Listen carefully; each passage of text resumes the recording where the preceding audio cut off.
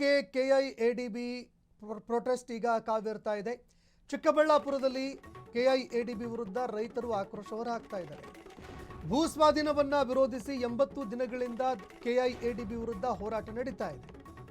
ಜಂಗಮ ಕೋಟೆ ವ್ಯಾಪ್ತಿಯ 2800 ಎಕರೆ ಭೂ ಸ್ವಾಧೀನ ಇದಕ್ಕೆ ಸಿದ್ಧತೆ ಮಾಡ್ಕೊಳ್ತಾ ಇತ್ತು ಕೆಐಎಡಿಬಿ.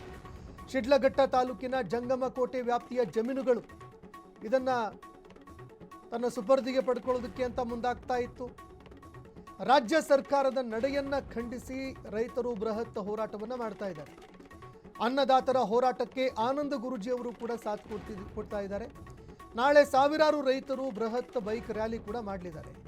10,000ಕ್ಕೂ ಹೆಚ್ಚು ಬೈಕ್ಗಳ ಮೂಲಕವಾಗಿ ಬೈಕ್ ರ್ಯಾಲಿ ಮಾಡಲಿದ್ದಾರೆ. ಬೈಕ್ ರ್ಯಾಲಿ ಮೂಲಕ ವಿಧಾನಸೌಧ ಮುತ್ತಿಗೆಗೆ ರೈತರು ಸಿದ್ಧತೆಯನ್ನ ಮಾಡಿಕೊಳ್ತಾ ಇದ್ದಾರೆ. ಇತ್ತ ರೈತರು ಕೂಡ ಈಗ ಮುತ್ತಿಗೆ ಹಾಕೋದಕ್ಕೆ ಅಂತ ರೆಡಿ ಆಗ್ತಾ ಇದ್ದಾರೆ. ಸ್ವಾಮೀಜಿಗಳು ಕೂಡ ಹೋರಾಟಕ್ಕೆ ತಮ್ಮ ಬೆಂಬಲ ಸೂಚಿಸಿದ್ದಾರೆ. ಹೀಗಾಗಿ ಪ್ರತಿಭಟನೆ ಮತ್ತಷ್ಟು ತೀವ್ರ ಸ್ವರೂಪ ಪಡೆಯುವ ಸಾಧ್ಯತೆ ಇದೆ. ಜ್ಞಾನವನ್ನು ಸಂಪಾದನೆ ಮಾಡಬೇಕಾದ್ರೂ ಅನ್ನ ಬೇಕು, ದೇಹಕ್ಕೆ ಶಕ್ತಿ ಬರಬೇಕಾದ್ರೂ ಅನ್ನ ಬೇಕು.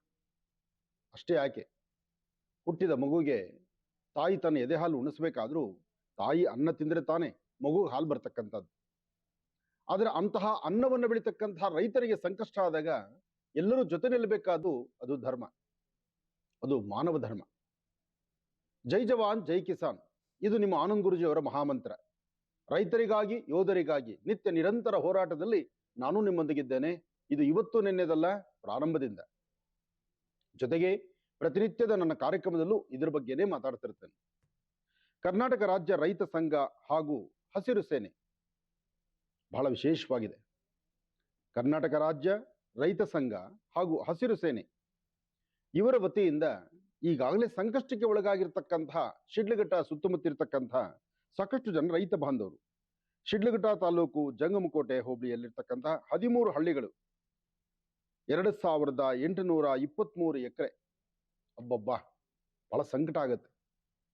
ಇಲ್ಲಿ ನಾಳೆ ದಿವಸ ಏನಾದ್ರು JCB ಗರ್ಜನೆ ಮಾಡಿದ್ರೆ ಅಥವಾ ಕೈಗಾರಿಕೋದ್ಯಮ ತಲೆ ಎತ್ತಿ ನಿಂತರೆ ಆ ತಾಯಿ, ಆ ಭೂತಾಯಿಗೆ, ಭೂ ಮಹಾಲಕ್ಷ್ಮಿಗೆ ಅನ್ನವನ್ನು ಬೆಳೀತಕ್ಕಂತಹ ಆ ವಿಶೇಷವಾಗಿರ್ತಕ್ಕಂಥ ಸ್ವಾರಸ್ಯಕರವಾದಂಥ ಒಳ್ಳೆಯ ಭೂಮಿಗೆ ಯಾವಾಗ JCBನೋ ಅಥವಾ ಮತ್ತೊಂದೋ ಮಗದೊಂದೋ ಉಪಕರಣಗಳು ಬಂದು ಆ ಗರ್ಭವನ್ನು ತೋಡುವಾಗ ಅರ್ಥ ಮಾಡ್ಕೊಳ್ಬೇಕು, ನಾಳೆ ನಮಗೆ ಅನ್ನಕ್ಕೆ ಏನು ಬಾಧೆ ಅನ್ನೋದು.